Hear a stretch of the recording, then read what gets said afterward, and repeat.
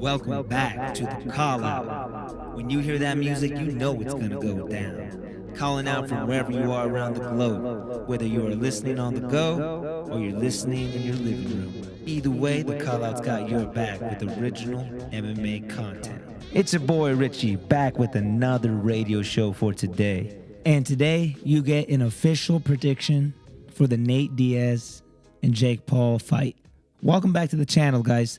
I want to give a quick shout out to all the new subscribers. Welcome to the Call Out Mafia. And shout out to all the OG subscribers. Thank you for sticking it out with us from the beginning. All right. My name is Richie. As you know, I lead the radiocasts here, and I really enjoy doing the radiocasts. Today's radiocast is special because I get to give you my final prediction for this much anticipated boxing match between Nate Diaz and Jake Paul. Let's start with some advantages for both fighters. Jake Paul, his main advantage is going to be the fact that he has more ring appearances than Nate Diaz. He's had more professional boxing bouts than Nate Diaz.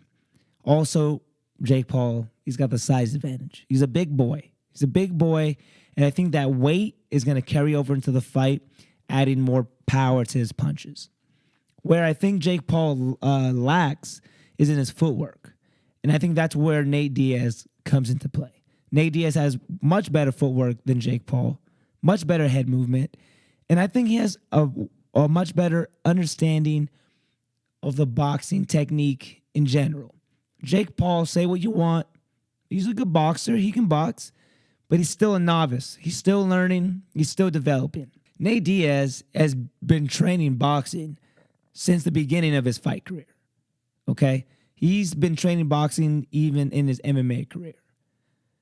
And that's an advantage because he has the fight experience over Jake Paul. And in MMA, Nate Diaz is known for his submission expertise, but he's also known for having some really clean boxing. I think at a time he had one of the best boxing in his division. And you can tell by his stance. You can tell. Because when he's in there in an MMA fight, his leg is still kind of forward, like in a boxing stance. And that's why opponents are always able to kick that inside thigh or that outside leg. They're always able to kick that leg because of how he has that boxing stance. So that being said, I think now that Nate Diaz is fully immersed into boxing, now he's a full boxer, he's going to go crazy. He's not going to worry about the leg. He's not going to worry about takedowns. He's not going to worry about anything else but just knocking out Jake Paul. And I think he needs to. I think he needs to finish Jake Paul. I think he can do it as well. I think he can TKO him. I don't know if he's going to sleep Jake Paul. I don't think we're going to see Jake Paul get knocked out, but we're going to see him. We're going to see him getting outstruck. We're going to see Nate Diaz having a moment, I think, where he just throws a flurry, a barrage, and then we get a stop to the fight. That's my prediction. That's what I think will happen. I think Nate Diaz will TKO Jake Paul before the end of the fight, or he'll win by decision. And like I said, not too long ago, it scares me, right? Nate Diaz should aim to knock out Jake Paul. Because a guy like this is a guy that you fix fights for, okay? And it's scary going into a fight with him because you know that if you don't knock this guy out, if you go to decision, no matter what happens in the fight, no matter how good you did in the fight, if you are facing Jake Paul, you're also facing the judges, in my opinion, okay?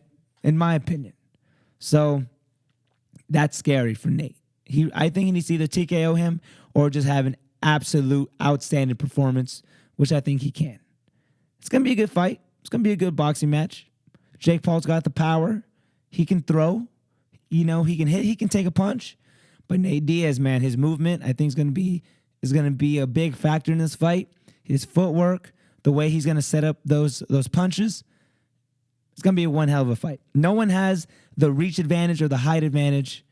It all comes down to technique advantage, and I think that's Nate. I think that's Nate Diaz. So guys, my final prediction is going to be Nate Diaz winning by TKO or by decision. Let me know what you guys think in the comment section below, whether you agree or disagree. It's really good to hear from you guys that are commenting. All you guys that have been commenting on our videos, you're going to win a free hat or a free shirt. Once we have our merch giveaways, I'm going to be picking out of the comment section. So, guys, thank you so much for listening to another Radiocast. Once that music comes on, it's time for me to skedaddle on out of here. My name is Richie, signing off. As always, stay blessed, stay healthy. See you soon.